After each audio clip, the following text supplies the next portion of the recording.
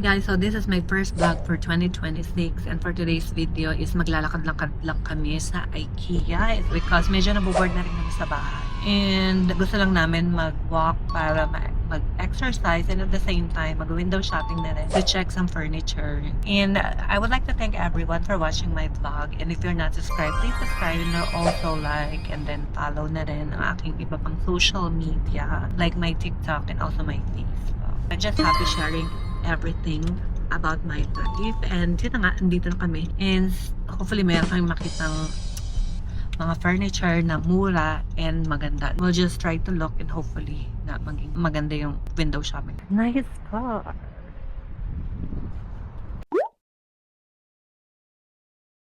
To look. Let's get some inspiration. What our living room look like. And then Bedroom. just looking.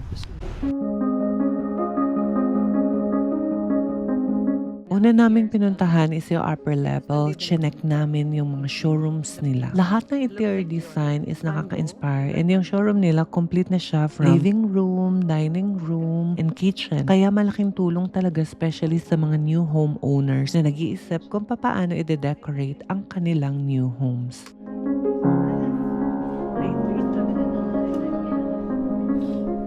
By the door. Front door.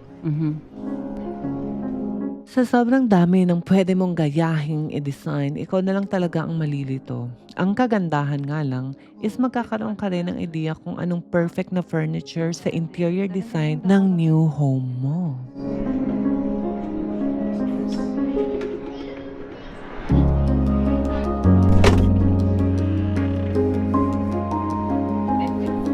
Oh, is it like a small ottoman couch?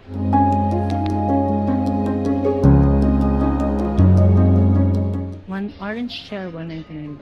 Adulting be like kapag nag-enjoy ka na talaga sa mga furniture, sa mga home appliances, sa mga kitchen design, sa mga sofa. So lahat ng mga bagay na gustong-gusto ng mga adults is yung mga bagay na magagamit na.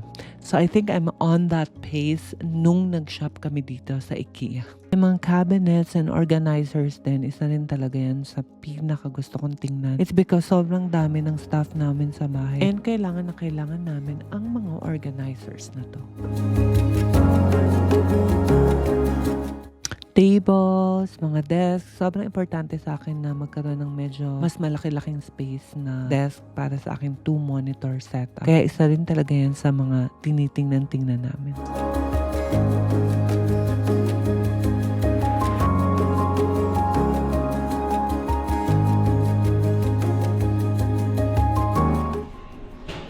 Nice. We can fold our stuff. Yeah. And the laundry. Here's the treatment. Like the microwave. So what? I thought you could slide this. I think I gassed those better. Oh my god, look at that. Really now? Make that sauce. Oh, this one's convection. At this point ng aming paglilibot sa IKEA, sobrang excited na rin talaga akong bumili ng mga furniture para sa bagong bahay. Even though wala pa talaga. Sabi nila, wag ka daw maging excited lalo na't wala pa naman. Pero ang sabi ko naman, girl, claim it. Wala namang masamang mangarap dahil lahat naman ng achievements natin sa buhay ay nagsisimula sa isang pangarap. Kaya naman, kapag nangangarap ka, kailangan i-focus lang natin ang ating energy para mag-manifest talaga yung mga goals natin sa buhay. Hindi puro negative thinking because negativity is equals to failure.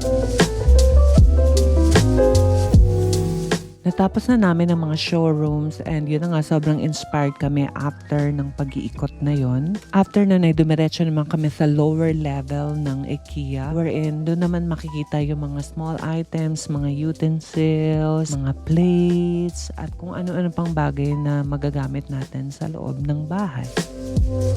Mostly sa ground level ng IKEA, doon natin makita yung mga mas maliliit na furniture, tsaka mas maliliit na mga organizers, mga duvet covers, mga pillowcases, at mga lampshades. Lights, lamp. Ah, and all my videos I watch on YouTube, they all have these. Cute. Meron din sila dito mga decorative plants and I guess we're done with our window shopping. And sobrang talagang nag-enjoy ako at na-excited.